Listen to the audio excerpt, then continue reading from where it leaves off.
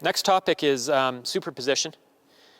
And I want to get into this topic. This is very important, mostly because analytically, the math world is very black and white. It's either constant pressure or constant rate when we talk about solving these analytical equations. Okay, there's really no in between. Well, the real world is all in between. The real world is all shades of gray. Let me give you an example. Production data is never going to be simply constant pressure and varying rate. This is an idealization of what production data actually is.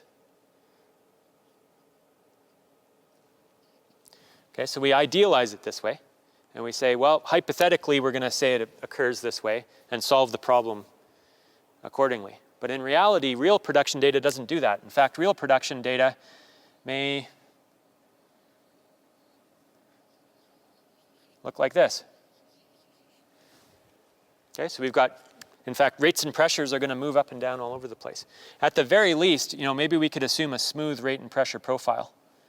So instead of being up and down like this, the rate's going to do this. But rarely ever is the pressure constant. The pressure will probably do something like this as well. So we have to be able to be prepared to handle situations where we've got varying rates and pressures. Or we might have a situation where the production rate is constant at the beginning and then starts to decline. The pressure is declining at the beginning, and then when we hit pipeline pressure, it goes constant. So this is production rate and this is flowing pressure. Okay, so we have all kinds of situations in reality that immediately go beyond what we're able to do in the math. So thankfully, there's something called the principle of superposition, which we're able to apply, and it extends the capabilities of the analytical models to situations like this, where we can handle rate changes and pressure changes. And this is how it works. Okay, again, this is a concept, like most other concepts that we do in RTA, that's been borrowed from the pressure transient world.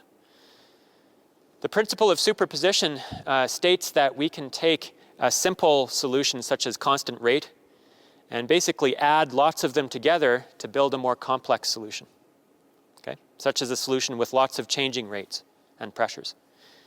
And we can actually apply superposition in space as well to account for lots of wells interacting or boundaries. We're not interested in that for this discussion. What we're interested in is superposition in time. So here's an example of something I'd want to solve for. Let's say I've got a 2-rate history. This is the simplest one. Okay? So the simplest one is I've got a production history that consists of 2 rates. I've got a production rate Q1, and then I'm going to increase the production rate to Q2. During Q1, it's easy for me to determine what the flowing pressure is. I have an equation that does that, and we've seen that equation. Okay? For boundary-dominated flow, we know what that looks like. So I can do this equation. In fact, I could carry this on through the dotted line with no problem. But how do I determine what happens if I suddenly shift the rate to Q2? There's no mathematical solution for me to do that. No simple mathematical solution for me to do that, other than using superposition. And what superposition says is that if I want to know what happened at Q2, well, what I can do is I can simply continue on with Q1, and then to determine Q2, I add the effect of the change between Q2 and Q1 to the solution of Q1. Okay? So superposition is a lot like just adding, I think of it a little bit like Lego. You've got all these building blocks, these Lego blocks, and each individual one is one of those solutions that we know. And when we add them all together, we can build a more complex one. Okay? So that's kind of what superposition is. So if I want to understand what that pressure response is there, then I add the solution for Q1, and then once I get to time 1 where the rate changes, I add the difference between Q2 and Q1. The important thing is that I apply it at time 1. So there's a couple of things I want to define here to make sure that this is all clear.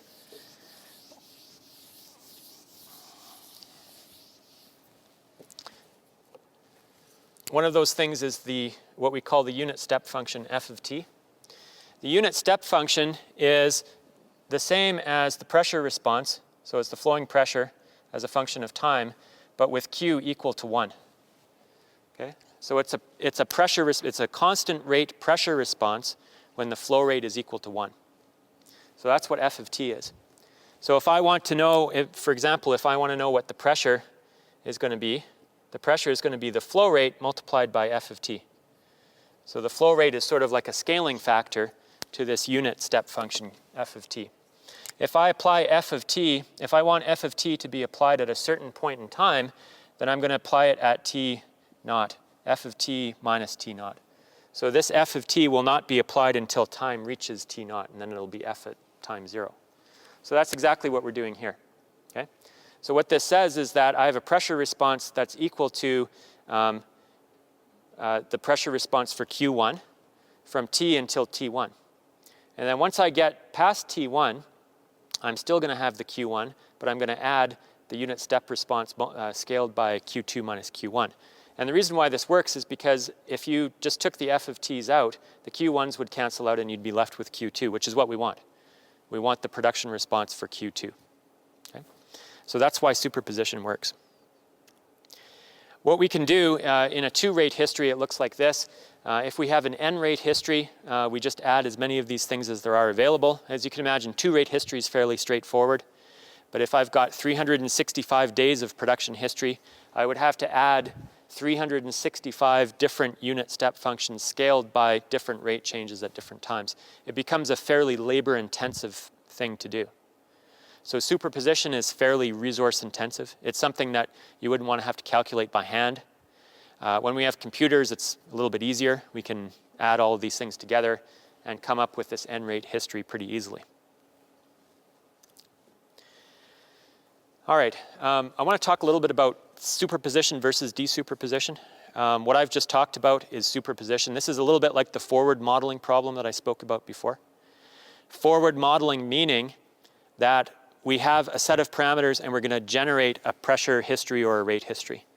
When we talked about it before, we were talking about very simple things, such as we're going to generate Q as a function of time for pressure equals constant. Or we're going to generate pressure as a function of time for a rate equals constant. Okay?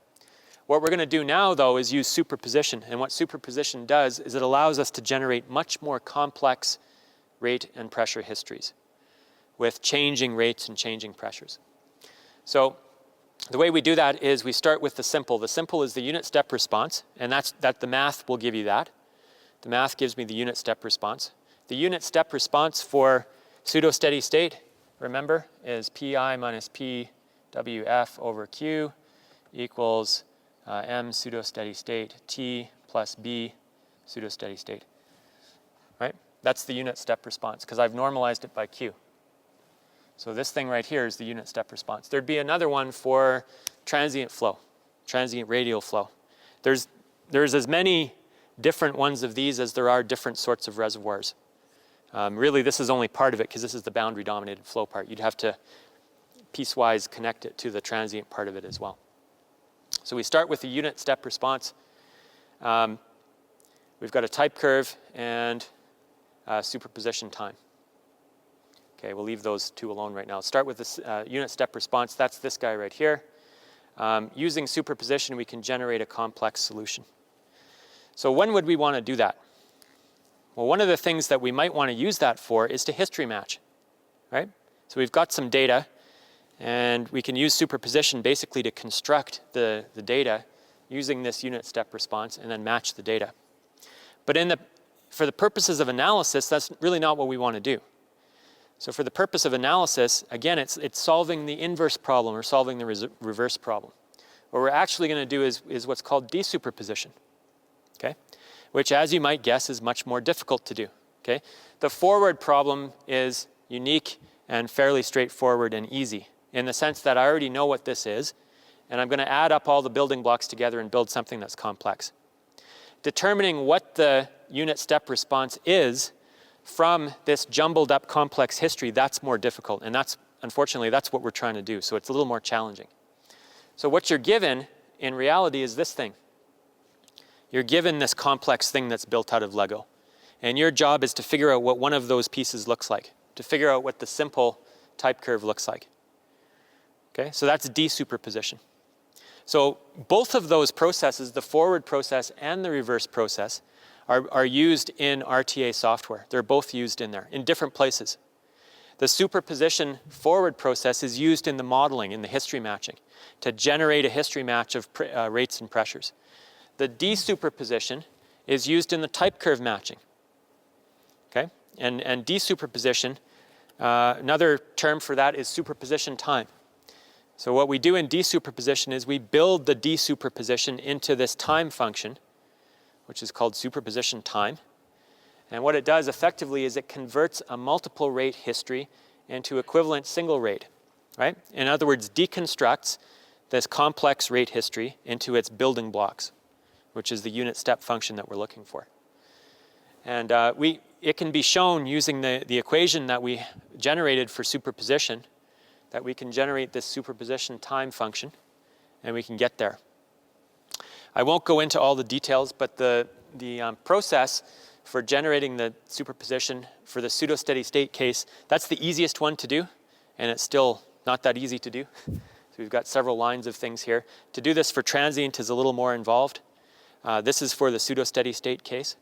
And what it turns out when you get to the end, so I'm really only interested in showing the result here, but when you get to the end and you actually do the desuperposition and come up with the superposition time for pseudo-steady state, you end up getting this material balance time function, which we call TC, and it's NP over Q. Okay? Now this guy should look familiar because we sort of stumbled upon it earlier when we were looking at the flowing material balance analysis for variable rates. Okay? And in fact, that's exactly how this was discovered in reality. Blassingame discovered it or sort of stumbled upon it as he was looking at the flowing material balance and realizing that by normalizing by rates, we could make this thing work for variable rates.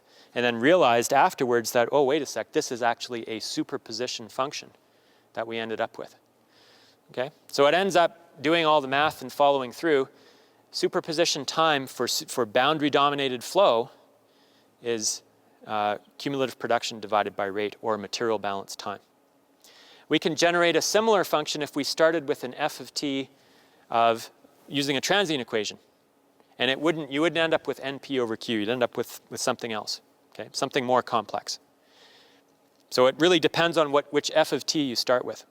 If I start with an f of t that's pseudo-steady state or boundary-dominated flow, then this is the result I get. Okay, from a more of a practical perspective, what's the definition of material balance time? We've seen it sort of from an equation perspective, but I'm sure you'd appreciate to see it more from a practical perspective. If we look at a production rate history with a variable rate, and we at some point in time say we have this production rate Q, the equivalent time or material balance time is determined by figuring out what rate it would take to produce the same total cumulative production. I'm sorry, I said that wrong. How much time it would take to produce the same total cumulative production at the same rate. Okay? So you can think of this a little bit like making the two areas equal. What I'm interested in here is I have this declining rate history, and that point in time is there, and I have Q, and the area under that graph, as we know, will represent the total cumulative production, which is the big Q. Okay? How do I determine, so what I want in material balance time is I want everything to produce at that constant rate Q. Okay? So the question is how TC, how long a time do I have to produce it at to get this same Q? So these Qs have to be the same. Well, it turns out that that's pretty easy to calculate. The amount of time it would take to get there, since I already know this Q, is I'm going to have to go further back in time if that's a declining rate history. I simply take the cumulative production and divide by that rate, and that's how much time it's going to take to produce that same amount of cumulative volume. So material balance time is sort of a time concept that takes this variable rate history and converts it into an equivalent constant rate history. So just to review, material balance time is a superposition time function.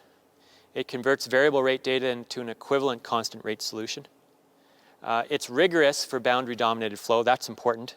The equations or the derivation that we did a couple of slides ago will illustrate, if you go through in detail, they'll illustrate that it's rigorous for boundary-dominated flow. The interesting part is, what does this actually do during transient conditions if we're applying this boundary-dominated flow superposition time? Well, it doesn't really have too much of an impact on it, because you will probably recall that these two solutions during boundary-dominated or during transient flow are almost the same anyways. So we don't really need a correction there, right? Where we need our correction is over here. So material balance time is a very nice engineering approximation.